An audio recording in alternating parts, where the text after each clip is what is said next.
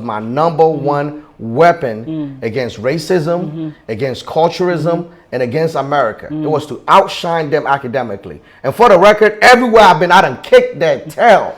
From high school to college, post-college, I have made it my number one mission to show you one thing and one thing only. You will not degrade me, Kwab Asamoah, because of my culture or my race. My parents have worked way too hard in life. And you see me getting emotional now. The amount of work that they have done. They left me here when I was 2 years old.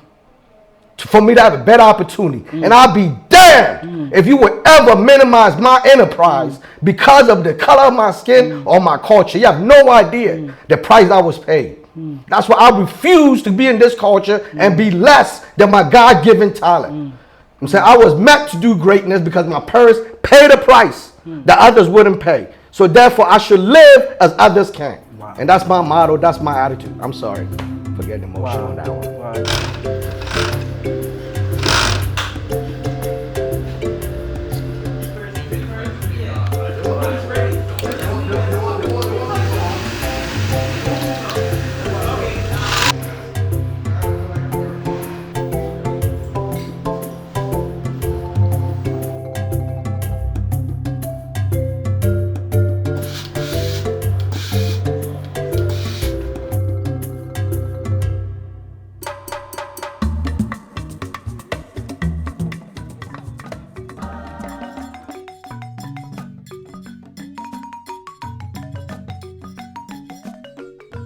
Don't just come here like how I did. I came here with $32, $32.24. I'll remember it to this day. I'll remember it every day. I was on the plane. I remember telling my people, all right, I'll see you with those $32. Then I get 30 because I spent money in Belgium, on a layaway, all of that to just get here. 2 years later, I can say I have made more than $32. Wow. Been back. Hello guys, and welcome back again to another amazing episode, and this is the Diaspora Transition episode. We speak with diasporans who decided to leave the States, Canada, and other diasporan countries to the continent. We ask them, why did you choose to do that? To move to Africa. So we dive into their life, we see what they are doing here business-wise, we speak with them, we ask them, is it easy living in Ghana? So on this episode, we do have someone very special, and he's everywhere. He's big in fashion. He decided to establish a clothes manufacturing company here in Ghana, and I have no idea why he decided to do that. So we are here with him today and to ask him about his journey and why he decided to do that. So without further ado, Kwab Asamoah, welcome on the show. Thank you. Honored to be here. Now, a lot of people are watching you from the diaspora. Can you briefly introduce yourself, who you are, and for the audience who are watching you for the first time? Okay, well, my name is Kwab Asamoah. I'm a Ghanaian, born here. Left Ghana when I was 7, and I lived 35 years in the U.S., mainly in the Washington, D.C. sector. Came out, went to college, got my degrees in electrical engineering and physics, and came out. I attempted to climb the corporate ladder. I found out that ladder was leaning against the wrong wall. So the entrepreneur in me, kicked in and tried different kinds of businesses. And over the course of that journey, I stumbled upon a business I started called Kustom Looks out of my house in Bowie, Maryland, 2005. And from there we've grown to opening here in Ghana in 2011. And now having a full factory where we do suits for the Parliament and different agencies within the Ghana sector as well as the United States. Wow. Now, when did you officially decide to move from the States to Ghana? Officially 2011 when I opened the shop. I knew at that time if I was going to come here and do business, that was what I had to do. I had started a business in 2006. I had a restaurant. So from 2006 to 2011, I was in a restaurant business, but I wasn't here. So the learning aspect of that business was knowing the value of being here versus not being here. So as I was starting Kustom Looks, in the back of my mind, I knew that commitment would have to come. So you moved here in 2011? Yeah, physically 2012. 12. Yeah. Well, let's talk about it. Before you decided to leave America behind. Yeah. A lot of Africans here living on the continent really believe that America and other European countries are the place to be in terms of trying to succeed. make some money. Milk and honey. Right. And then you decided to leave and move back to the continent that early in 2011, before year of return and everything. What triggered that for you, really? Well, a couple of things. One of the main things was I came in 2005 to Ghana, and at the time when we came, it was more exploratory. Well, just to connect back to my family. It was really a one-time trip. But when I came, the amount of opportunity that we saw. I mean, you hear people in America always talking about, get on the ground floor, get on the ground floor. There's no better ground floor than Africa. This is the ground floor. Yeah. I mean, so for me, 2005, I saw it. I was like, wait a minute. By 2010, 15, 20, they will be coming. So I saw so much opportunity that the entrepreneur in me just made an immediate turn. It became, this is where I need to be. And then the work on transitioning is what took about 6 years, to get here. But in my mind, at 2005, I knew that this is where I needed to come. Parents being Ghanaians, and then they traveling to the US for greener pastures, Yeah. and then hearing you say, listen, I want to move back to the continent to establish this. What were some of the things that they really said to you? Well, my parents, they were already retiring. They were building their beautiful retirement home. So I think part of them wanted me here, but there was a concern about economic viability. Right. In America, we lived a very good life. But it was credit. That's what a lot of people don't understand is credit.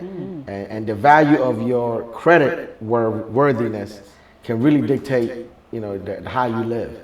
Not necessarily how much money you have. And it takes a lot of people some time to really understand what I'm saying about that. And in Ghana, what I saw was money. I saw cash. I know I have multi-million dollar clients who have never seen $1 million cash. Really? They have it. They're worth $1 million, but it's in their account. It's in stock. It's in Bitcoin. You know where I'm coming from? In Ghana, there's a guy sitting here with a case of money with $1 million cash. Do you know how much physical space? By the inches it takes. Yes. How much height, how much depth $1 million is. You know what I'm saying? People in America have no concept. I came to Ghana and realized it is real. And that's what changed the whole aspect of my thinking. So my parents, they knew the kind of mind that I had, that Kwabena was going to come here and light himself on fire. Because you couldn't come here and be like, well, I'm in America chasing this dream, right? And you come and you realize, well, wait a minute, the dream in America is go to school, get a good job, come out, get a good education, right? Get a good job, and have that white picket fence. What is that white picket fence? That nice, you got your nice house, you got your front yard, you got your fence, and every time you come in, you can pull in with your nice little car, right? And your wife is there, she greets you with her little apron, hi honey, gives you a kiss, we used to call it Leave It to Beaver, the Brady Bunch, those American shows. I told you, this is how nice America is. And we all were here in Ghana, we saw it and was like, wow. Maybe Kwab go cheer, right? We all were like, we're going to go there because we're like, wow, look at that. So that's the dream that we saw. We went there. We did what they said we'd do. What they didn't tell you is when you black, you don't get a white picket fence. They didn't tell you that part. Let's talk about it. I'm saying they don't tell you that part. Let's talk about it. Being a Ghanaian, moving from Ghana to America, and then having to deal with, racism and all this discrimination. Growing up as a Ghanaian, what did that do to you, living in America? Well, like I've said, America treated me like I was an inferior. Because at the time, Africa as a whole wasn't even taught as a continent. It was just Africa. So someone from Zimbabwe was the same as a Ghanaian. Someone from Ethiopia was the same. There wasn't no East, West, South Africa. It was just Africa. And then at the time, the only thing you saw in Africa, in America, was two things. There was this show called Tarzan, where some white man happened to come to Africa, and the animals there loved him so much that they could listen to him talk, but not the Africans who've been with him for 100 years. Yes. They don't want to deal with them, right? So the white man once again has come and has superiorly advanced than us in our own culture. And then the other aspect of Africa was this thing called Children Christian Fund, which was a fundraiser designed for kids who were starving. So they used to have the kids from Ethiopia who were having the famine. And that was all people knew about Africa. So when you went to America and you said, I'm from Africa, you were one of them. That was it. If you were not I'm saying? That was the only definition. So I was sort of like, almost like a toy. You know, people come to you and poke you like, ooh, it's skin. Yeah. Not because I was black, because I'm from Africa. Like, did they have the same skin as us? Wow. Africa was such an unknown besides what America TV gave it. So a lot of people weren't even physically interactive with an African, you know, in the early 80s and late 70s when my parents went there.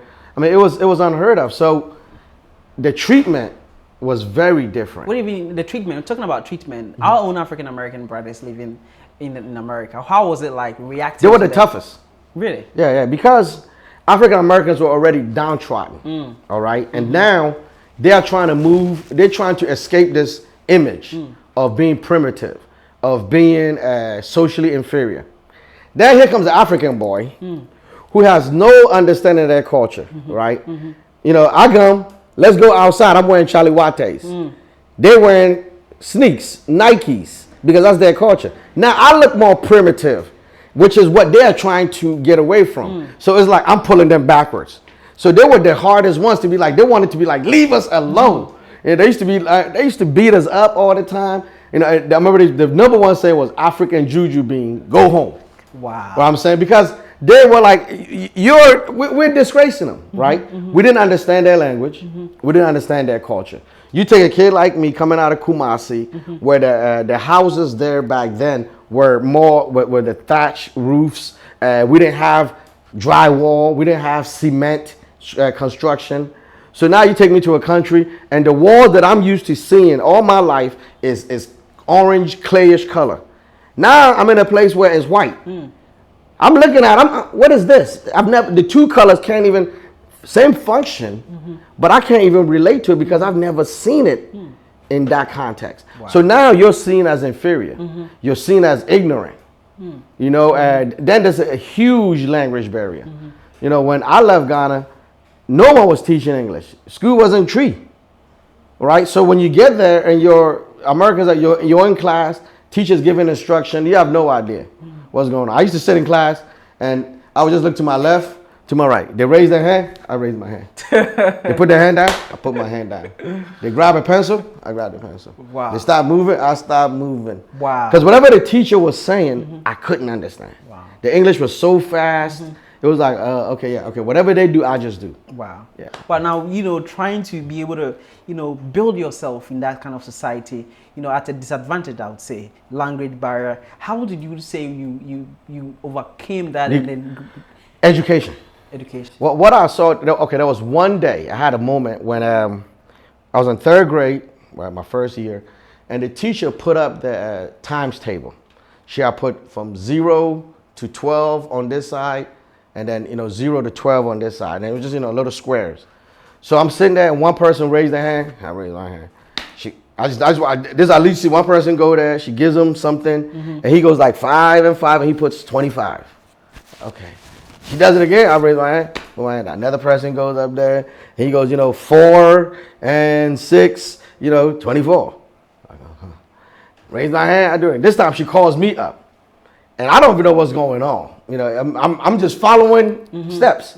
So I go there and she gives it to me. And I literally look at them like, okay, 3, 9, 27. And I look at her and she nods like yeah, like you got it. And in my mind it clicked. Oh, this is the times table. 0, 0 is 1, 2, 3 it is. The Ghana in me took over. Like once I knew this is what we're doing. Oh, this. In my mind, I was like, what, Jimmy Pie? You people are doing this one at a time. This thing is small work. And when I turned around, the rest of the class looked at me with their mouth open like. Because up to that moment, they've never seen any. I was the kid that's out of place. And that's when they realized, hey, this guy is smart. The difference is I don't understand your language, but do not think my aptitude is less. And in that moment, I equalized myself. And from that moment on, I realized that was my number one weapon against racism, against culturism, and against America. It was to outshine them academically. And for the record, everywhere I've been, I done kicked their tail. From high school to college, post-college, I have made it my #1 mission to show you one thing and one thing only. You will not degrade me, Kwab Asamoah, because of my culture or my race. My parents have worked way too hard in life. And you see me getting emotional now. The amount of work that they have done. They left me here when I was 2 years old. For me to have a better opportunity. And I'll be damned if you would ever minimize my enterprise because of the color of my skin or my culture. You have no idea the price I was paid. That's why I refuse to be in this culture and be less than my God-given talent. I'm saying I was meant to do greatness because my parents.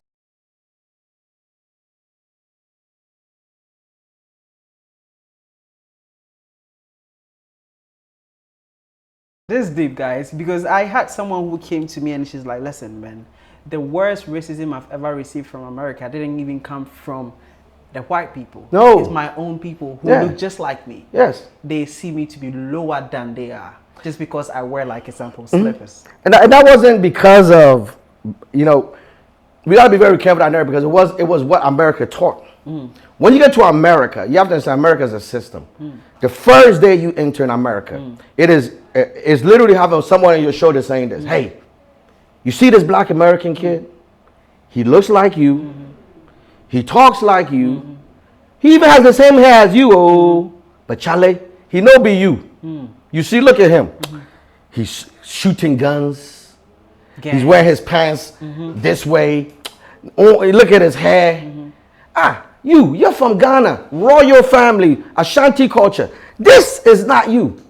And so the moment, as soon as you're at that airport, you disconnect. Oh, that's not me. So whatever you see him, he's suffering with, you taught from day one, oh, that's not you. Don't let the color, fool you. That's not you. Now, what you don't know is this. That same man that met you there has gone to that same black guy in America. Hey, Charlie, you see this African guy? He's not the same color hair as you.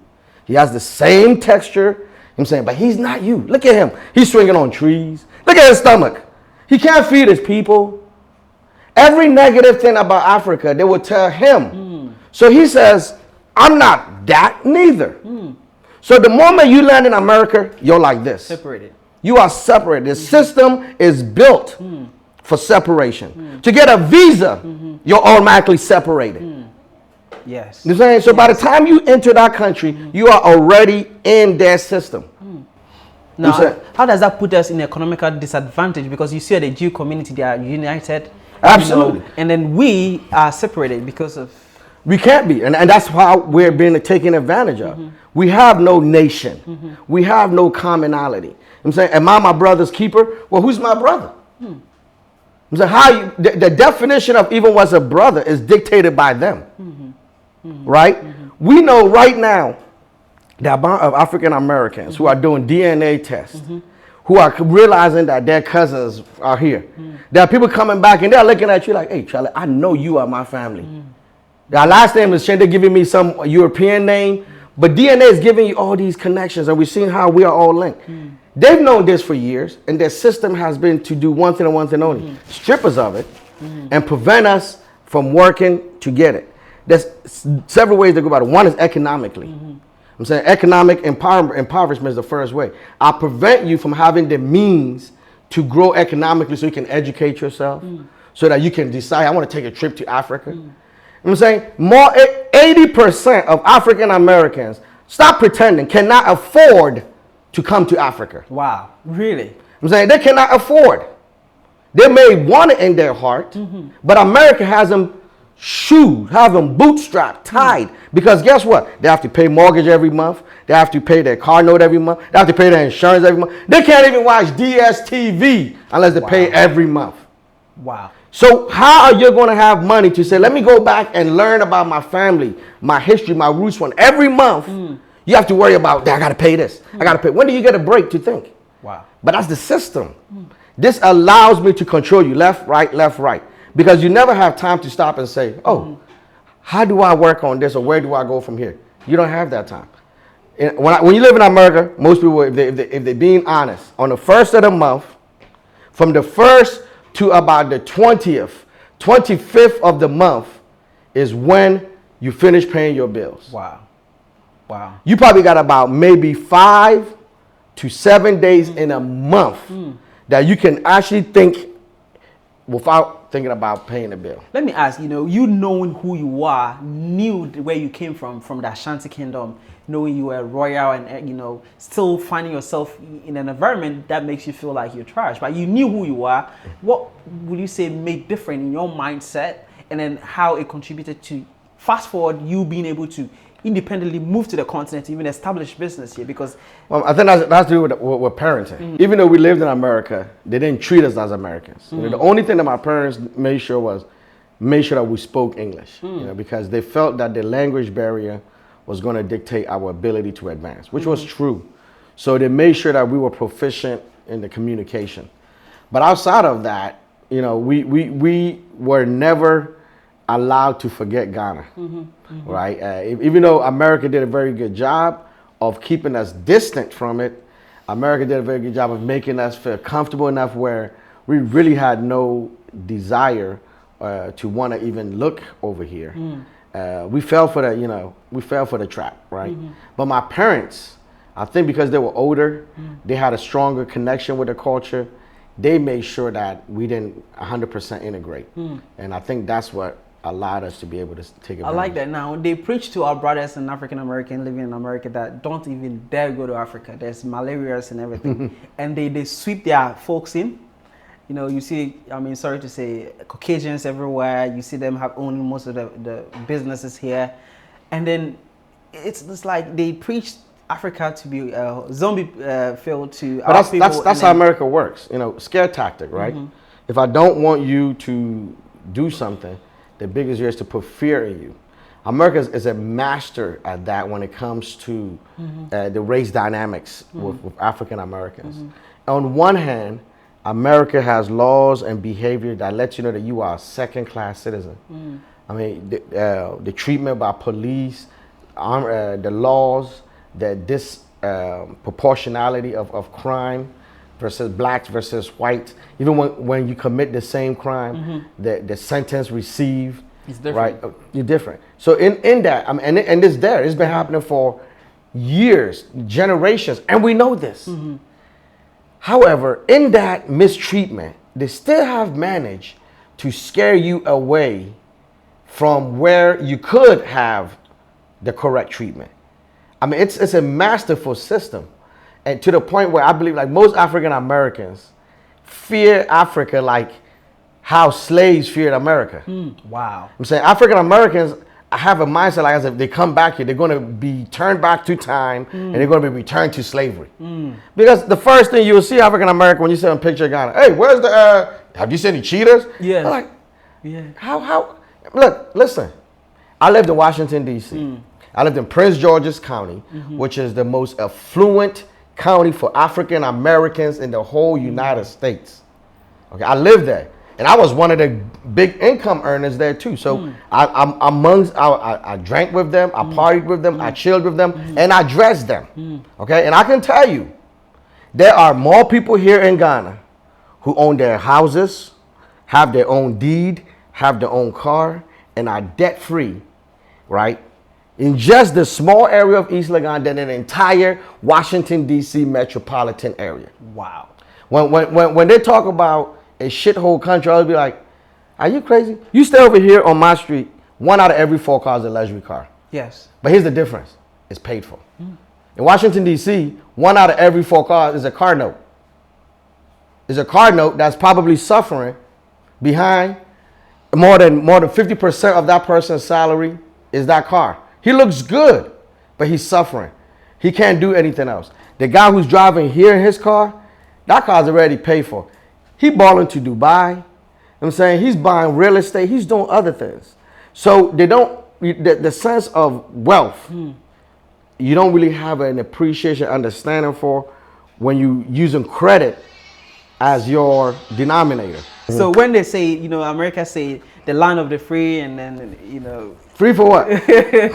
How can you be free in a system that is built on credit? Wow. Let's go back a little bit. Your upbringing, how you were able to, go through the corporate world in America and even identifying. You try to follow the data. You understood. Well, I followed the formula. They told me the formula to success was go to school, get a good education. So I did that. And then I was told to go out and get a good job. I tried that. Found out I wasn't the move. Then it was like, oh, okay, well, then go start, business. So that's where I became a business owner. And I had tried multiple businesses. Some did better than others, but each one I learned from. So then I, eventually came Kustom Looks, started that.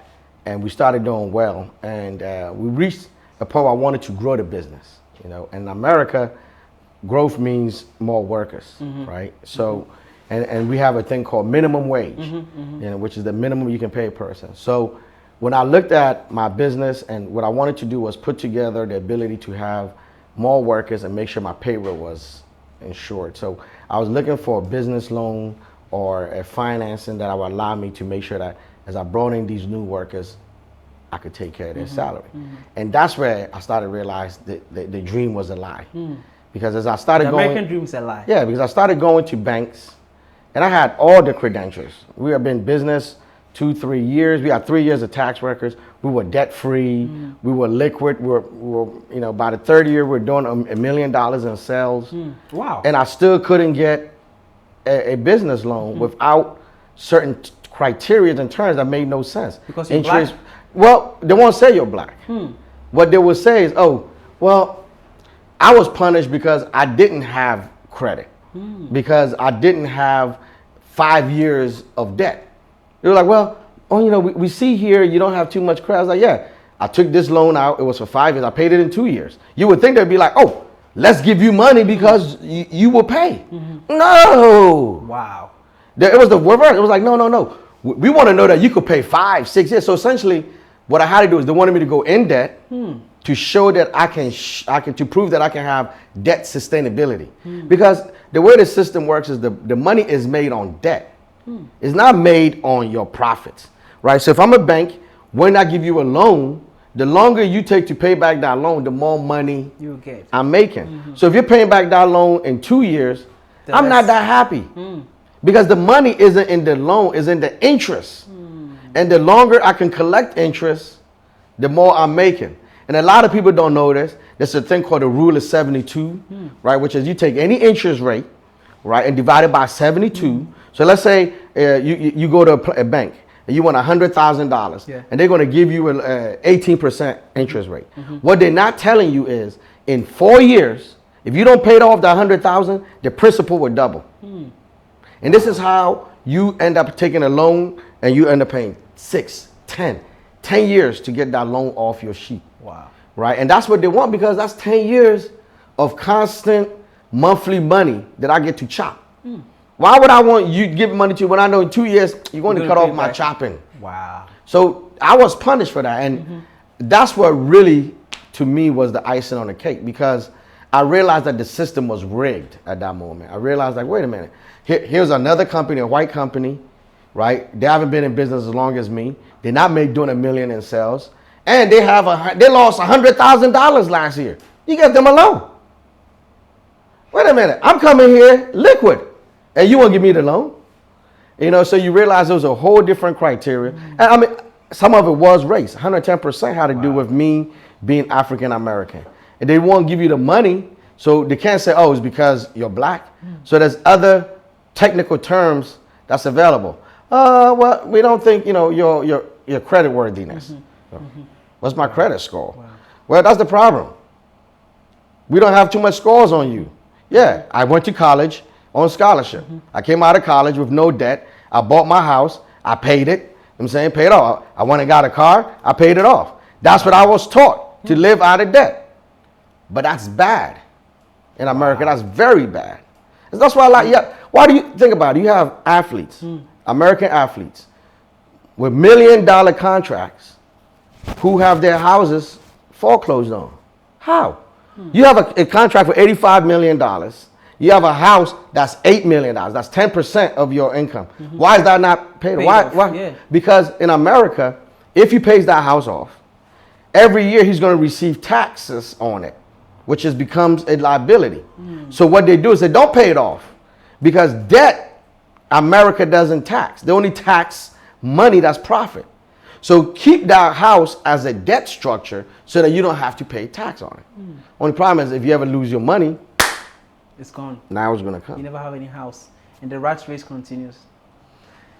Guys, we are having a very interesting conversation. We are going to dive into his businesses here in Ghana, you know, why he decided to do the fashion brand here and how it's thriving, and also why, you know, the Western media try to hide opportunities here on the continent, you know, from our African American brothers, and why you need to pack your bags and move to the continent. Absolutely. Absolutely.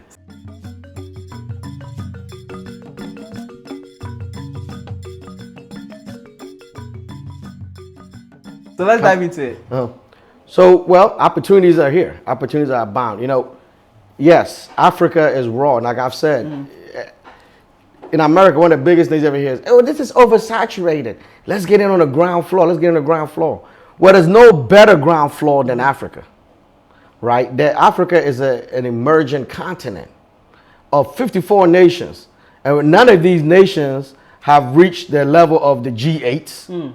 So that means there's tons of opportunities here. What one person is seen as a complaint, I see as an opportunity. I see that somebody's going to come here, identify the consumer complaint, and provide a solution to the consumer, and will commercialize and make a business out of that. I'm saying, yes, there's waste, there's trash. Well, in America, there's a guy named Wayne Hazianga who used to own the Dolphins, and guess what? He became a billionaire with a trash pickup company. Well, the waste that you're seeing here, that you're complaining about, that's $1 billion business right there for somebody. Wow. You see, so that's what I'm talking about when I say opportunity that you're not seeing. In the U.S., we're such an established community that we don't see things in its raw state.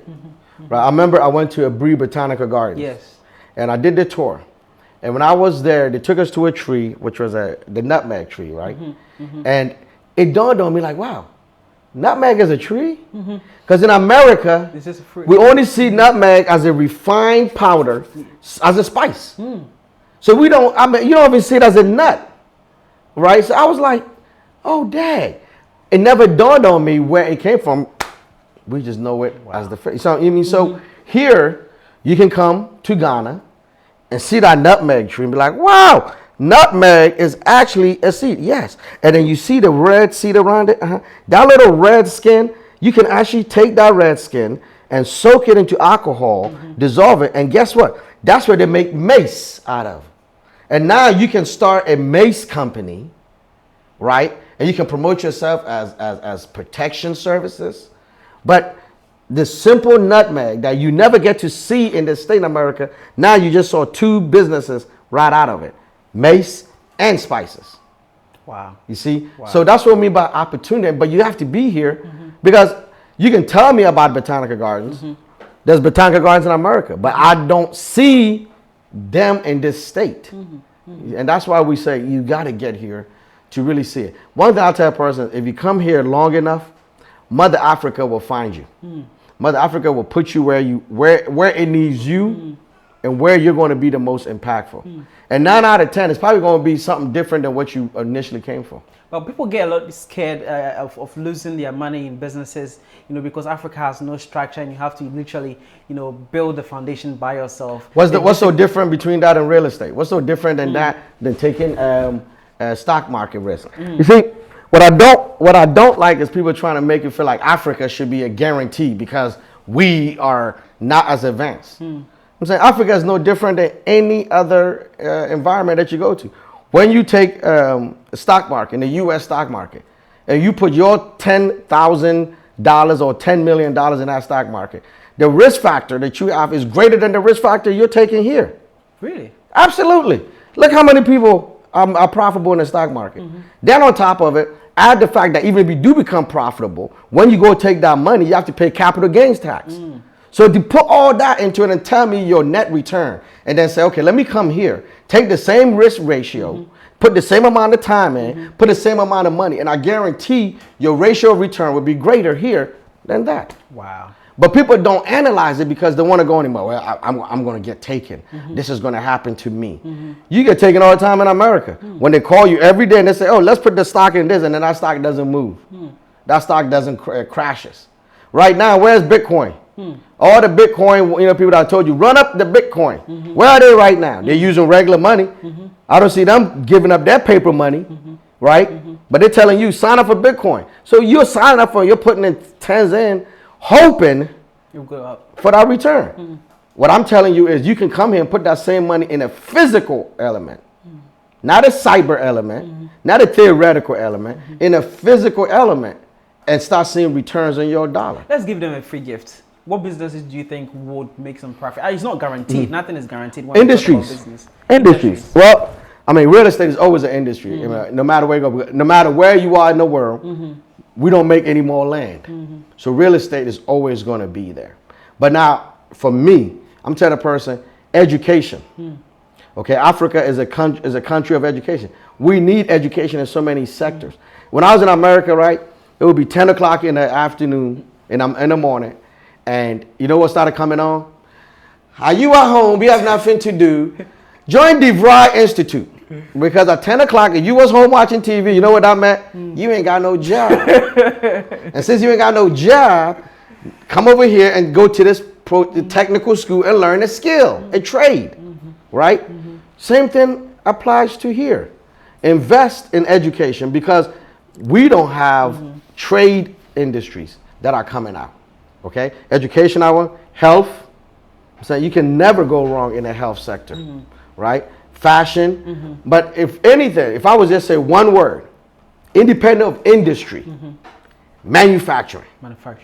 Period. Wow. I don't care if it's manufacturing goat milk. I don't care if it's manufacturing shea butter. I'm saying, but manufacture, because we don't do enough manufacturing. We are good at the producing of the raw material, and then we export it out. So the ability to manufacture and develop byproducts, refinery type systems, that's where you want to put the money. And that's why you decided to do manufacturing, absolutely, manufacturing factory here in Ghana. Absolutely, because I looked at the space and said, man, look, all these brothers are walking around in T-shirts. They're walking around in sportswear.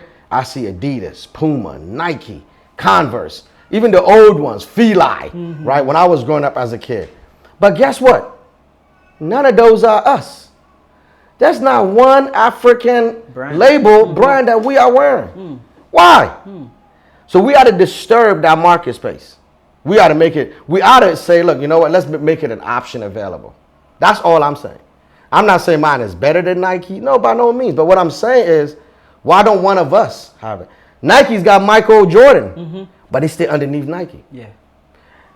Kanye, still underneath Adidas. Adidas, yeah. You see? So they're using our image, our likeness, our culture, but it's done underneath their brand. So our money goes to them. No matter what. Wow. Why is it that we're not here? Why can't Kanye, why can't Michael Jordan come over here and work with a shoe production factory outfit and that they can make their shoes? Why can't the Kanye designs be made here? Most of these companies don't own their factories. Nike has over 1,100 factories. I guarantee they don't own 200 of them. So that's about 800 plus floating out there that it is a contractual situation that I have. Wow. So why don't we have some here on the continent? If Kanye is watching this video and you have a message to him directly, what would that message be? Well, I tell Kanye, give your brothers a shot. You see, the one thing about this is I'm not looking for a handout. That's to me, that's actually one of the things I'm very big on. Don't dare think because I'm African, I need a handout. If anything, you need the handout. My people were in America before you. The intelligence of my people was what you learned. Europe was in trash until the Moors came and taught them civilization. How to bath? How to bath, how to farm, aqueducts. Okay? They were living in caves as animals. Don't ever forget the rich of my history. Right now in America, your greatest architects, Grand Canyons, you have Egyptian hieroglyphs and tombs of my black Nubian race and heritage there. I don't need your handout. All I need you to do is give me an opportunity. That's all. So if you're listening to me, whether you are Kanye, whoever you are, it's simple. Give me an opportunity. Before you say, I'm going to give this to this race, look to your race and say, yo, is there anybody here that can do this? That's all. They don't believe we do have what it takes to Because we don't believe in ourselves. But that's the system that was brought. The system was designed for us to not believe in us, to not to trust ourselves. And this is what we have to stop. We have to break. You see, you have a company that will come to me right now and say, man, your tracksuit is nice, but my Nike tracksuit is better. Well, give me $50 billion, give me 1,100 factories, I'm saying, and give me 50 years in business and tell me if I will not have a better product than Nike. But I am 10 years in business. I am not even at $10 million. I'm not even at two factories. And I can still produce a garment that at least 60% will compare equal or better than this company. Wow. Now, what if you decide to give me the same shot? What if you decide to give the next black company the same shot? One of the biggest problems we have is we think the black company ought to be at the level of the white company. Where was Volkswagen years ago when their cars were flipping and the bug was burning up? Suzuki used to flip over as a samurai. I'm saying there was a car called Datsun that was so terrible we used to call it Die Soon, and they switched their name to Nissan. What? And y'all buy Nissan like crazy. But what I'm saying is this, guess what? The Chinese, the Asian, they invested in that company. They stood with that company. They said, hey, we have problems. We're going to keep working on it. We as Africans, one mistake. Bye. I'm gone. I'm going to go to the white man. That white man is 100 years ahead of your brother. Wow. I'm saying be fair in your judgment. The criteria that you even use to define success is not even dictated by you. It is dictated by him. And it is tilted to his scale. Wow. So be fair. Go to me right now. Go find Nike. Go find Adidas. 10 years in the game and see what they were making and see what I'm making. And tell me I am not a better product than they are. Tell me. We need to believe in ourselves as black people. Support each other. Someone told me, listen, you go into a white, patronizing the white, you're putting your own self at a disjustice or disservice. Is that the right word to use? So, example, you patronizing Nike, you're putting your money into this white businesses and then putting yourself at a disadvantage. Well, I think we all support a white business. Because when you buy a city, it gets converted to pay bills from the government into dollars, which is going to a foreign company. So let's stop this nonsense of we're not supporting white, we're not supporting China, we're not supporting. You're supporting it by default because you don't have the ownership of the original component. Our own money is not our money. It's the usage of that money that we have. But the print and ownership of that money, even the Ghana government does not own that. So let's stop the narrative. These things are nothing more than distractions from the core issue. The core issue is this. The only way in which my brother will move up is if I am willing to help him push up. It is irrelevant on the money aspect. It is irrelevant on the wealth aspect. Because those things, they're way ahead of us. But they built their wealth doing that. The problem is this. We want to get to their wealth, but we won't do what they did. We think we can shirk it. We think we can just jump over it. Look, man, you go to a Jewish community, they buy Jewish items. Here in Ghana, you go to a Lebanese restaurant, you're going to see Lebanese people. They go by every Lebanese businesses, they know each other. They hang amongst them. They talk to each other. They do business with each other. Here, you have two people complaining. Master, we are Santi, man, we are Eweni. And they fight over Banku and Akbale. And instead of trying to do business. I'm saying one of the problems is they have gotten us to understand this. We as Africans will rather be right than be successful. Wow. Pride comes before the fall. Listen to me when I tell you this. There's no pride in poverty. Wow. If you have to go beg for something, there's no pride in it. We will rather be right than to be successful. Hey, the way to do it is this way. If you're not going to do it my way, then I'm not going to come help you. I'm not going to put any effort in. I'm going to stand here and good luck. I hope you can do it on your own because you refuse to do it my way. I'd rather be right than have my brother move to the top. Because if my brother moves to the top, not doing it my way, I don't get any shine. So instead, I would rather work against my brother.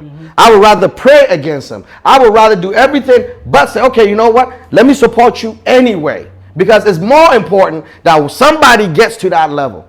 We don't see that. We don't see the value. Someone has to be on that level, one of us, somehow. Instead, we'd rather, no. You have to get there this way, my way. You look at the Ghana government. Right now, we just went to the IMF and borrowed, what, 1.7 billion? Yeah. Okay, I'm going to tell you this right now. Speaker of Parliament, just met with him. Deputy Speaker. I'm saying, these are my guys. Vice President, all wearing my designs. The dumbest thing was that. Because 1.7 billion that you took out. This is exactly what I mean by us being prideful, but not necessarily successfully minded. We took 1.7 billion, which now has aggregated into new taxes. Is going to cause higher standard of living for Ghana, more expenses, more bills. Right now, as we're doing that, Ghana could be cultivating marijuana dispensaries, distribution. Don't even have dispensaries in the country. Just grow it, cultivate it, and sell it to all of these countries in America who have dispensers. And I guarantee the annual return on that is over 1.7 billion. You will never need to go kiss the hand of the IMF. But they burn the farms that. But you know what? We would rather be prideful. Pride in something that could take us out of poverty. But we'd rather stay in poverty and say, well, I don't mess with drugs. I don't mess with weed. But they're over there using it and cashing. They're making profit. But they're telling you it's wrong. It's bad. You don't get this. You don't see that, but they're making money hand over fist over here. But we are over here on our pride. No. In our culture, we don't do weed. But yet, you can't eat. Your child right here is starving. You are starving. You can't pay your electricity. You can't keep your lights on. But you have the pride to know we don't deal in weed. We are not drug dealers.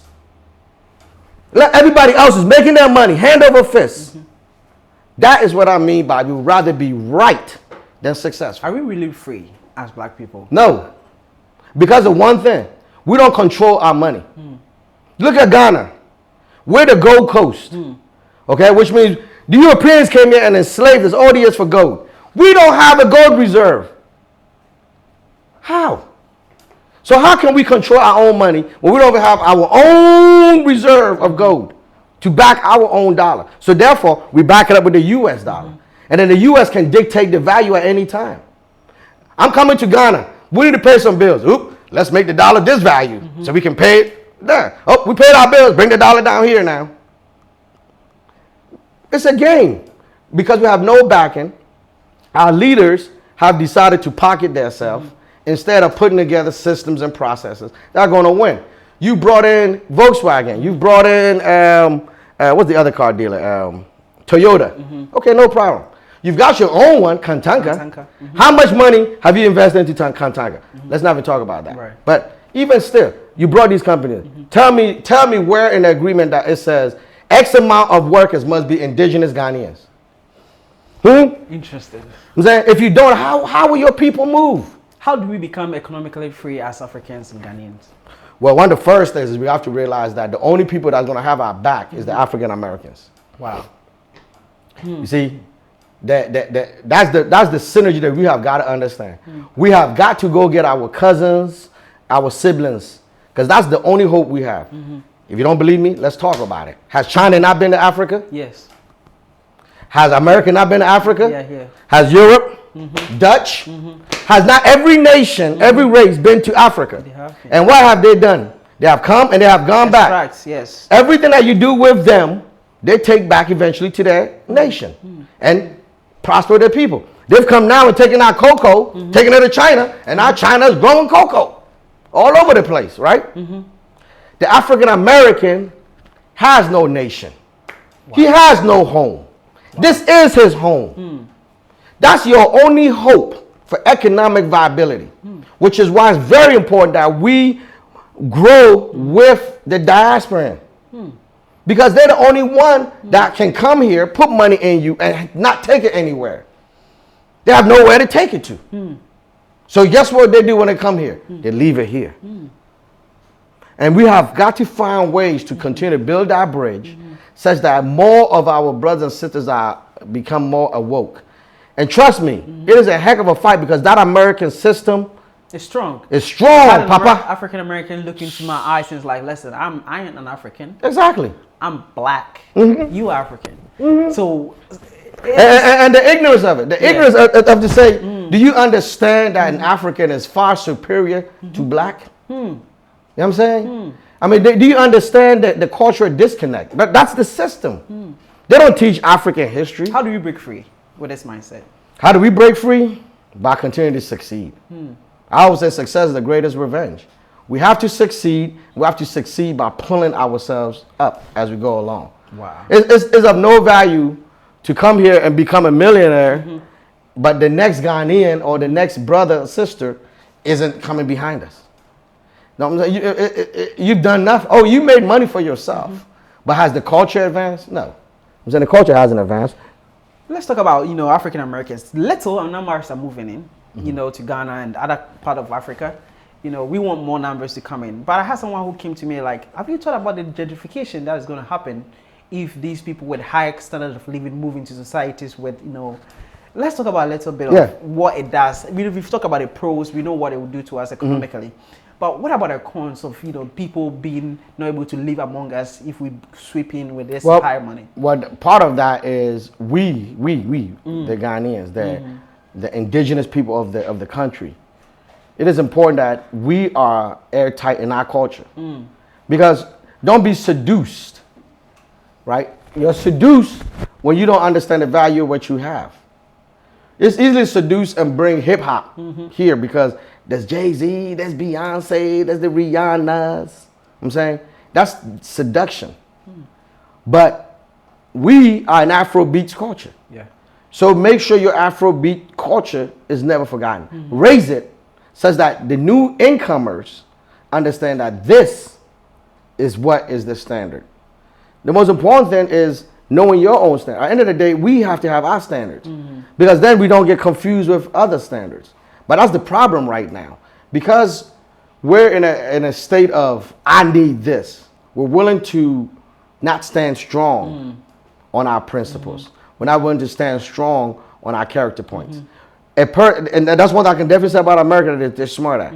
Any man in debt can never be a free man. Wow. I'm saying because you have to be mindful of the debt that you owe. So you can't say certain things, you can't do certain things, you can't move certain things. This is why it's very important that we gotta be careful how our government and our country move. Because we're in debt, we can't do certain things.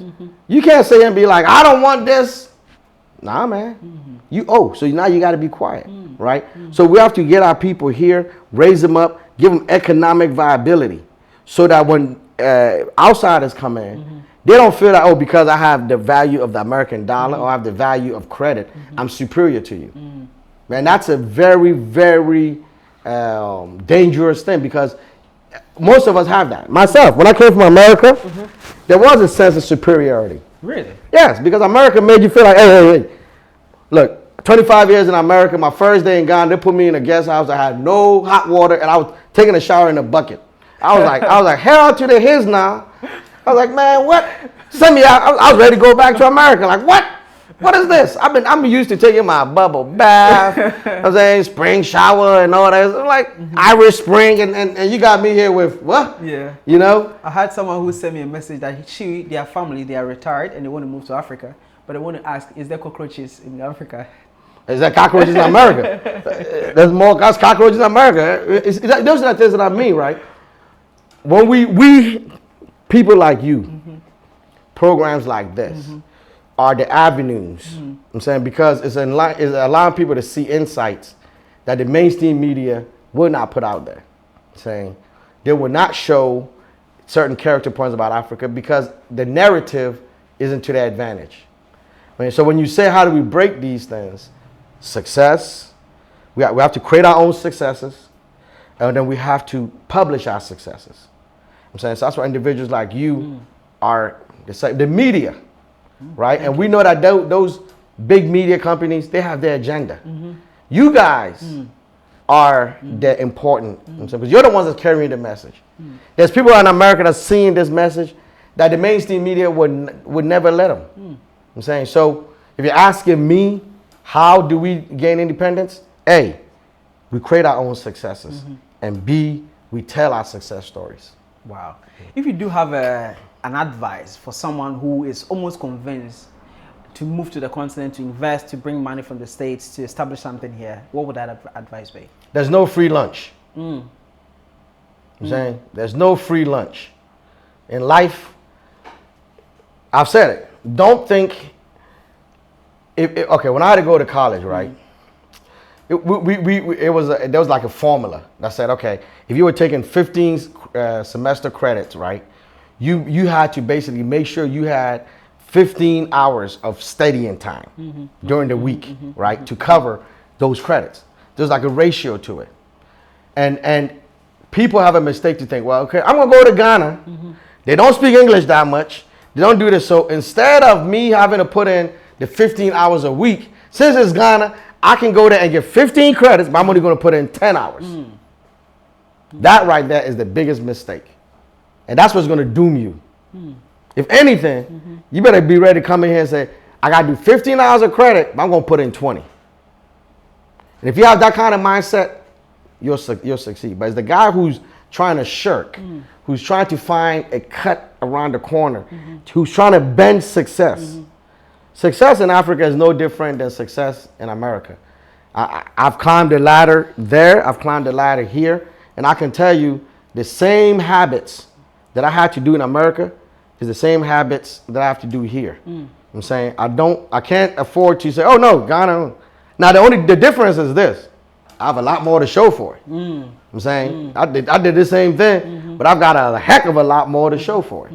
You know, so that's the main thing. I like that. Now you were able to convince your son to come to the continent with you. Yeah, you know, and that probably was one of the greatest accomplishments, you know, as a businessman that I can have. You know, to know that my son, without any, you know, on his own, you know, wasn't any prompting, on his own, looked at the landscape and decided like, hey, you know what? I think I have a good economic future. And he's come here and now, you know, he is running a business. Come on over here, man. Come on over here. Let's come into the camera. Let's have a chat. So have a seat here. Let's pull a chair for you. What is your name? Adum. Yes. Well, great man. I was having a conversation with your dad. I'm like, how did he convince you to move to the continent with him to, you know, to help with the business and things like that? Well, I think, actually, I think this is a story that a lot of people can relate to when they come here to Ghana or even Africa. I felt like the situation was more given to me. It was just me moving through life. A lot of the situations that came up before, I was working at a fast food restaurant. It was known as Little Caesars in the States. We don't have Little Caesars here. But I was just working there. I was making $480 a month. Just $480. A month? Yes, a month. Not even weekly, bi-weekly, wow. A month. Yeah. Wow. And mind you, I was working harder than a lot of the managers there. I was running, I remember there was a day there was only 2 people on shift. I had to run, I had to carry out food for the people, I had to take orders. Mind you, it was a Friday, we were packed. And all of those things. So I remember being beat up at work, and one day I just was telling Mom, I don't really know what I want to do. If this is for you. Yeah, and she was just like, well, you got 2 options. You know, my mom was very straightforward like that. She said, either you can go to Africa, like you've always been talking about, you know, your father's there, and you could go visit there for a summer, or you could go to the military. I had dreads at the time, so to be honest, I didn't want to lose my beautiful locks. So I didn't. I was like, nah, I took too long for this. So and I just had a conversation with my dad. You know, at the time, we didn't really have contact like that, but I just had a conversation. I sat there as an adult and just said, hey, you know what? This is my time. I want to come here. I want to see what I can do. You know, just let's go from there. When I came, I had, okay, please, don't do what I did. Go and research. Look up the top 10 sites you should visit on Ghana. Don't just come here like how I did. I came here with $32.24 cents. I'll remember it to this Wow. day. I'll remember it every day. I was on the plane. I remember telling my people, all right, I'll see you with those $32. Then it became 30 because I spent money in Belgium on a layaway. All of that to just get here. 2 years later, I can say I have made more than $32. Wow. Back. And, yeah, I think Thank God. This is a beautiful story. Yeah, Seeing you sit next to your father, Yeah. who have his ancestral root from Kumasi, know who he is, and telling you about Africa. Fast forward, you seeing yourself working in McDonald's, you couldn't fit it. It was like, what am I doing? Yeah, it was. And then, please go ahead. It was felt like a trick. If on this part of the interview, he said that America would lie to you. It would make you feel a certain way. It is true. My name is Adum Apoko Eduse Asamoah. There was no lying and be like, oh, no, my name is Bill when I was growing up, so I could pretend to be white or like just a regular African American. I was African. And African juju bean, African booty scratcher, when 2014 when Ebola came, I remember. I was teased for it mercifully. It was bad. Oh, yeah. By who? Oh, African Americans. Look, Caucasian people, they do what they say. But African Americans, they're bad because for them, not they're bad, but the mentality of how they tease you is worse. Because it is a lot of psychology in how they do it. It's not necessarily how black are you? Are you black enough? Okay, you're African. That's cool. Yeah, you're black, but are you black like me? You don't even speak like me. You don't have you don't talk thug. Hey, yo, what's up, cuz? How you doing? How you feeling? You know what I'm saying? Even I lived in Brandywine, Maryland. That was the DMV area. My mom raised me to be fluent, have a good voice, have a good speech, and when I go places, correct yourself. Be in a position that you can get a job anywhere you go by just your speaking voice. I was made fun of for that. Wow. Growing up, and then, oh, that's how you Africans speak. I can tell you how it because the way you speak. I'm like, how is the way I speak? I grew up with every single TV you had. I grew up with all the same video games. I grew up at the same times we watch the same football events together at the same time. So how am I so different from you? So like this weird, different, divergent as an African. Wow. You know, I'm half African, half Jamaican. So how am I different than you in that way? When your ancestors just came from Africa. Came from the same. This is deep. There's a disconnect. This is deep. Now, you be seeing next to your father and seeing this business where, seeing the impact he's doing on it, he's making on the continent, where he presented, a whole shirt to the vice president and then even the president of Ghana, soon, and seeing these things happening, knowing that it's your dad, it's a family business, and this the impact it's making, and you working at a McDonald's, it didn't synchronize, isn't it? No. But I always knew that it would come down to this, because it's funny. Even our people here, I love them dearly, but they weren't there back in 2010 before he left to America, where we had fashion galas. People don't remember back then when we were setting out places, we were having events, and it was me and my older brother who were standing there in clothes that we had made from him, passing out cards, hungry as all get up. 7 years old, 9 years old. And we were passing out, meeting people. Oh, hi, how are you doing, right? All of these skills that I did not know I would do the exact same thing, like 10 to 12 years later, but at such a different degree and scale. Let me ask you, you grew up differently. Living in America is seems to be the paradise. You have the hot water, and then your dad one had to shower with a bucket of water and a pail in his hotel. You moved here, living the paradise, so-called paradise, coming to Ghana. How did you maneuver your way through it, living comfortably? And did you even go to the point where you felt like I couldn't live in the country, I had to go back to America? Okay, well, that is a great question. I would like to share this. My upbringing was a little bit different. I grew up on a beautiful land in Brandywine, Maryland. That was 17 acres of walkable land and 32 acres circumference. We had hills, long valleys, horse sheds, chicken coops, chicken farms. We've had creeks. We were under power lines. I had land that was so beautiful. If only you could see it, I promise you would. It would bring you to tears. And it was all owned by this man and my wow. And growing up on that land, it was beautiful, but I had no neighbors. And so I didn't actually have someone to bounce that off. Yeah, and I didn't even have that. And when I was raised, I didn't have people to bounce ideologies off of. So for me, I was always okay with just hearing myself being okay with, hey, if this is what you're thinking, this is, who else do you have to kind of go off of? I had my brother, and then my sister came, and that was the three of us. So for me, just being able to being in that environment, I would say devoid of the common love that I would say people would get from being in America. Like, I'm hanging out with my homies, we're down the block. I didn't have that. So when I'm here and we're walking barefoot, I walk barefoot on my place. Like, to the point where sometimes I'm like, this is not new. So I've been in some of the lower situations in Ghana. I've been out in the village for a month and a half. Like, we were eating gari and shito and sardines, Jale, until you were eating kenke and red pepper.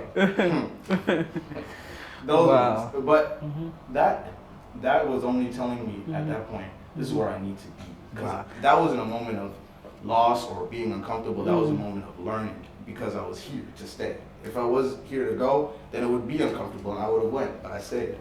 I like that. Now, talking about upbringing, you said your parents did that for you. And I'm hearing you say what he said, I'm like, you've done a really great job. Because I had other African parents where their children would come to them that, actually, I want to move to the continent, try to, see what it's like. That's where we came from. I want to touch bases with the continent. And their family would tell them, don't go.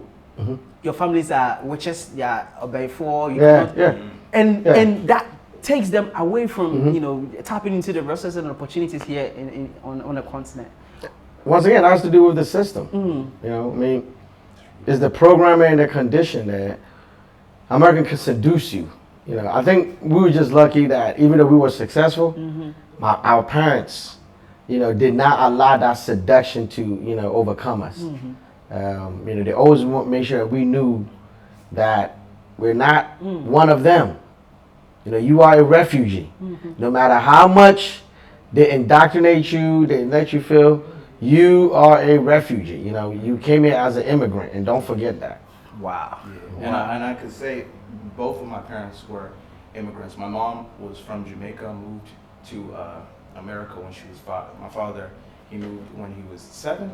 Yeah, 7. So age-wise, it's the same. For me, my basis of growing up has been, I was raised in a Jamaican household. I know Patois. I hear Patois. Even when I speak, sometimes Patois comes out of me. So those indications of, living like that, growing up with them. Let's dive a little bit. Friends, his friends. Like he said, you didn't have that friend. I'm not sure if you do it, but coming to Africa, did you even have them tell you what are you going to do in Africa? Yeah, bring me back a goat.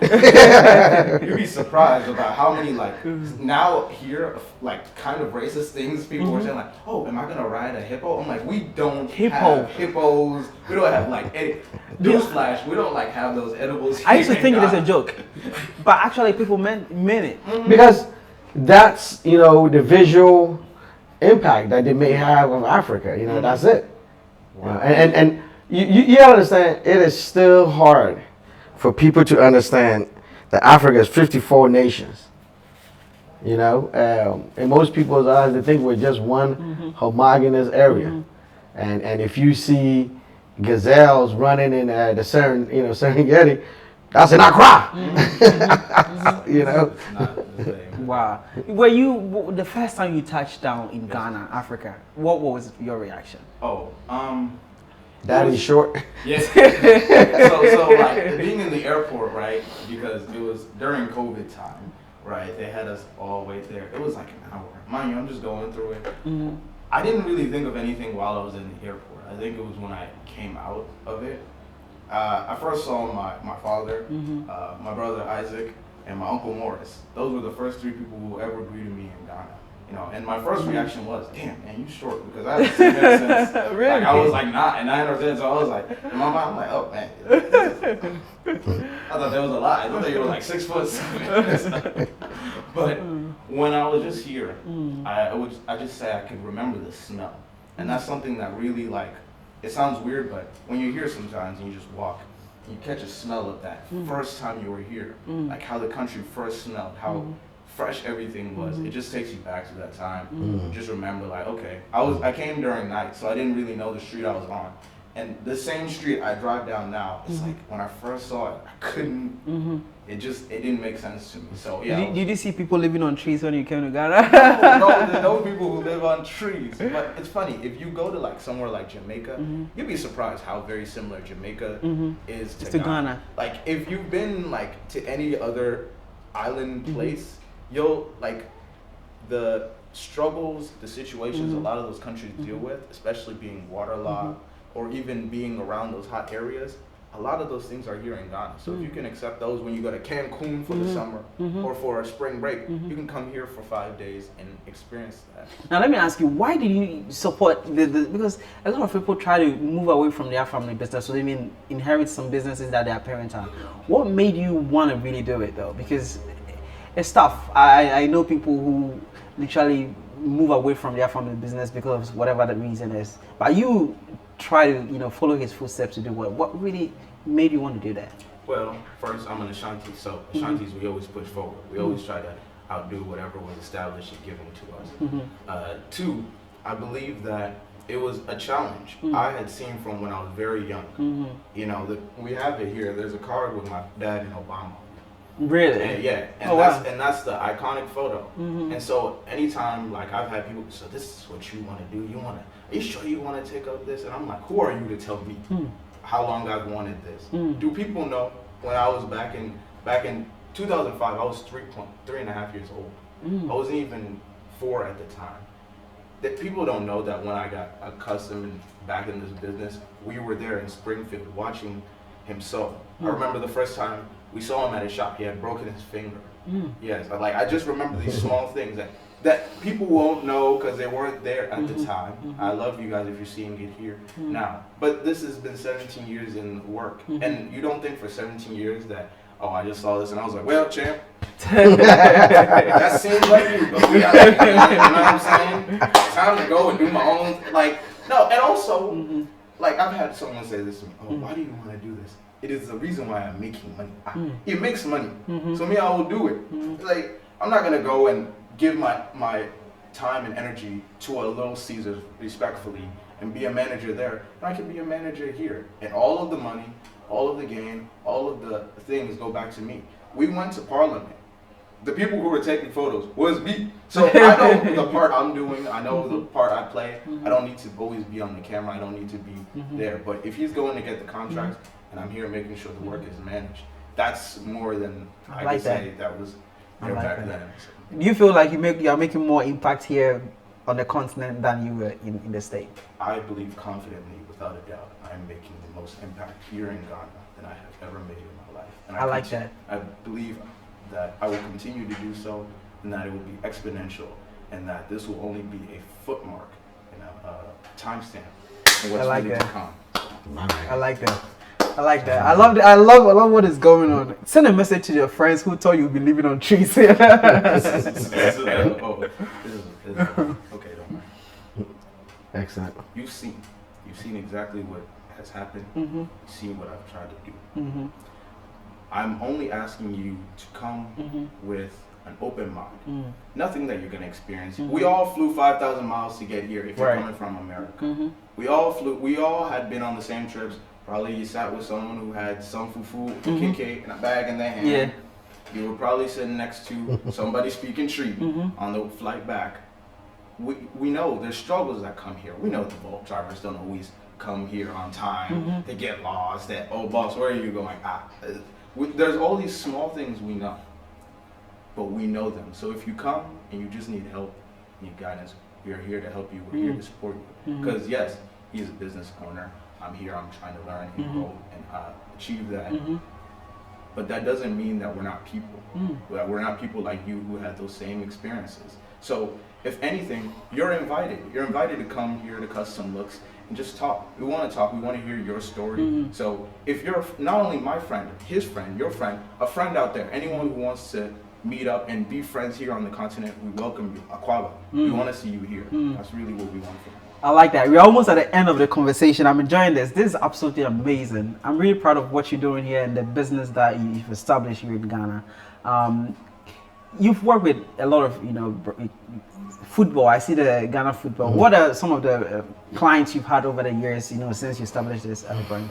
Hell, I mean, individually, I even lose track. My son's always telling me about that. Yes. I mean, well, as a business, we try to, have a core area, right?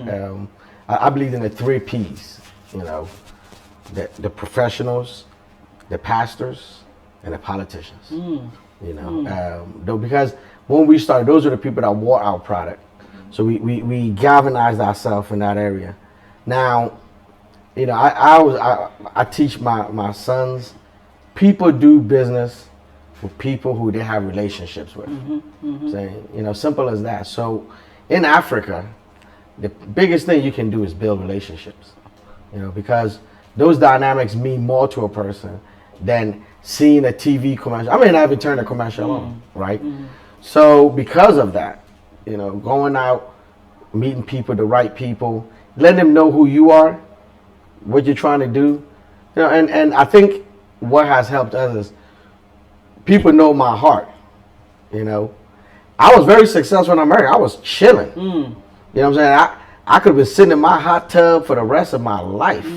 But I decided to come because I needed to make a difference. A rising tide raises all ships, and me being successful is great, but he being successful, Smith over here being successful, Amboise back here being successful, Hajira back there. I'm saying even Osman and his silliness being successful.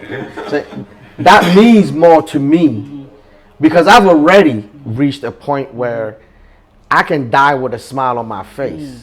But the smile gets bigger when I see them enjoying some of the things that they may not have had the opportunity to. Osman Mohammed. Okay, how long have you been working? 3 years now. 3 years now. Yes. So what are you doing right now? Okay, so I'm doing textile embroidery. Okay. Yeah. Now, can you tell me, how is it like working with Mr. Kwab? I've worked a couple of places, but then I've been here for 3 years. I experienced a lot here. Like, this embroidery thing, I sew. That's what I learned. I keep course. But then I've been here for 3 years and I learned a lot. I've never experienced this embroidery machine. Yes, I learned it here. And Mr. Kwab is I would say he's a very grateful man. I've never met a man like him before. It's like father to me. Okay. Yes. Wow. So he's done a lot to me. If it's not because of here, you would have never used this machine before. Yes, please. So you've learned a lot. I've learned a lot. My name is Ambrose. Ambrose. Yeah. How long have you been working? I'm working with Kustom Look 6 years now. 6 years now. Yeah. How's it been like working with you for over the years? Oh, it was cool. What's the advantage of working with you? The advantage was like here we are like a family. I work in other place before I was here, but the way they treat people, it was very bad. But here we are like a family, so we are cool. Yeah. Well, what have you learned, over the years working with you? Oh, I learned more things in fashion. We learned different places before we come, but here we learn more. Yeah. So what is your name? Ajara Salifu. How long have you been working? A year now. A year now? Yeah. Now, before working with this company, what were you doing before? I just finished learning the way and I started here. And you started here. How is it like to work with Mr. Kwab? It's somehow cool. It's somehow cool? But work sometimes somehow stressful, but it's part of the work. Will you say you've learned something new working with him? Yes, please. Do you see this as an opportunity for you? Yeah. With a big brand Yes, because this is my first time, so first time to get this opportunity is a good one. So that is what's fueling us. And we believe that we can help more. We can continue to provide more. The one thing I will say, America, say what you want to say, but America is in industries. You have company people who have worked 40 years, 50 years, have retired, have a solid pension, and they're able to live a good afterlife. We want to be able to do that for our people too. I'm saying, I look forward to the day that they could say, oh, you know, I've been with this company 20 years. And when I first came, I was here, and now they have a house, they have their family, and they know that this industry, working for this company, putting the commitment in, being part of this vision that we have, has awarded them with a lifestyle that is quality, and they can take care of their kids and everything else. And that's what we want to build. That's what we're trying to interject. And, you know, we're a family here. I'm saying, like you saw me correcting all night, like one of my sons here, right? And there's always that knucklehead son that you have to go, right? That's him, right? But it's very, because it's different. In the West, we're capitalistic. So everything is made on capital. Well, this person cost the business this much, he has to go. I'm saying, and it's, you know, you can run that, but here, yeah, he cost us this much, but there's going to be that day he's going to come through for you, over and above. I'm saying, then it's like, okay. I'm saying, you offset the good with the bad, and that's how you deal with it, because our people work from their heart, right? We don't have enough. Africans are not lazy. No, they're not lazy. They work from their heart. So if you can't get them passionate, don't confuse lack of passion with lack of work. You know what I'm saying? Everybody moves on enthusiasm. If I'm not motivated, a person's not going to do the job, and you're saying they're lazy. Not necessarily laziness, is what is the prize for that work is not motivational. You know, so you got to find ways, and that means maybe here paying a better salary. You know, maybe having better work conditions, such that the person feels that it's a better situation for them. I like that. Now, let's send a final message to our brothers and sisters in the diaspora watching us. Our final message to them. Well, my final message to my sisters and brothers in the diaspora. There's always the same message. Come. Come, come, come. You know, you have to see things for yourself. But I think the most important thing is you have to understand your roots. You know, a lot of African Americans are confused. They're confused because you grew up in an environment that was designed to not answer questions, but to indoctrinate you with a certain philosophy, independent of your question. There are so many things that I lived in America that I didn't understand. Because, you know what's interesting is, even though I was Ghanaian, I too was stripped of my culture. So I went there at 7. I'm saying, so it's not like I thoroughly understood my culture at 7 years old. So I got stripped of it because from 7 years old, I started learning America. And so by the time 25 years came and my parents said, come back, I was like, nah. My first day back, and I was like, no hot water and bucket. Nah, because they stripped me. So for me, I had to come back and relearn my culture, accept certain things. And one of the things I can definitely say is our people work with their heart. And I think as a diaspora, if you were to come here, what you're going to see something that is miraculous. And we can describe it all we want, but you just have to do it for yourself, because it's an intangible feeling. Here's that feeling.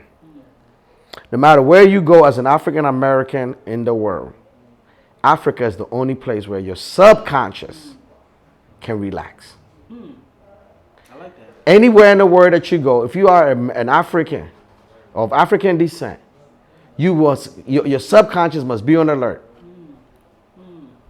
Because that's always watching your back. Africa is the only place where your subconscious can take a break. Because the moment you land on this continent, your subconscious says, this is what. And that's why you get that magical feeling. You get that connection. Why can't you shake it off? We go to Jamaica, and we go right back to work. We go to Mexico, we go right back to work. We go to Nassau, we go right back to work. We go to Europe, we go right back to work. We come to Africa, we can't shake it off. No, you're stuck. And you don't understand, that's because that's your spirit. That's the ancestors. All of those innate abilities that in you that the system has tried to put to rest, made you forget. When you come here, your subconscious connects to it again. And it's just a different level of bonding and connection. I'm saying, I've been trying to describe it since 2005 to everybody. And what I can tell you is 110%. Those who finally make and have enough faith to come, they you know what they say to me? Kwab, I wish I would have listened to you earlier. There's not been one person. I wish, man, because I can't describe that to you. You just got to know your subconscious will have a connection that you've never had in your life. So they should come home. You should come home. Wow. Saying. I agree. What message do you have for the diasporans? Not only to come home, but learn your home. You know, this is very important. Respectfully, if you continue to be an American here in Ghana, Ghana will weed you out because Ghana is made for Ghanaians. And as much as you want to be American and yeah, man, we're gonna establish this and we're gonna do it at this pace. We're gonna do it. Look at this. I do music production. So we have something at tempo. In America, we run at 120 tempo every day. 1, 2, 3, 4. But here in Ghana, we run at 80. So it's 1, 2, 3, 4. Our work gets done, and our work gets done at a certain pace, right? It isn't any less efficient than your work in a way. It's just done differently. Until you really accept that and say, you know what, let me play at a slower rhythm, right? But one thing they don't realize is 120 can fit into 80. The beats are the same if you just add more. So if you learn more, you do more, that same productivity and that same level of, oh, I'm up doing this, you can have in Ghana. All of this energy that you had, if you had a 9 to 5 and you're here now in Ghana, you have time on your hands. Just go around, beat the streets, go find town, go sit at a pub where people are speaking nothing but treat and you don't know a single word, and just sit there. And if you don't know something, ask. Because it's never about just like, yeah, you should come here. You'll have that relief and that stress. But how to keep it and how to stay here and be connected is finding your peace. What is going to bring you back? Because at one point or another, especially if you have family, a job, business, you're going to have to go back. Maybe for some time or maybe an extended amount of time. But what will bring you back? What is your thing that will bring you back? Whether that be business, a friend, or even a girl you met. You say, oh, this girl's the love of my life. You still want to go back. Sunshine. Sunshine on a cloudy day. It's all there. But you need to kind of experience that. You can get that in other places. But I think, again, the level of freedom, knowing that this is where you are. Even if you're not from Ghana, you are on the motherland. So one way or another, that journey, you'll keep on finding that direction. You may be all the way down in South America, maybe where you're from. You didn't know. But you'll find out one way or another. But you do have to make the choice. I like that. Guys, thank you so much for giving me this amazing interview. Thank you, man. Having this conversation, it really means a lot to me. Thank you so much. Thank you. And guys, if you did enjoy this episode, please go check them out. They are doing huge here on the continent. I'm going to leave every single information in the description. Contact them.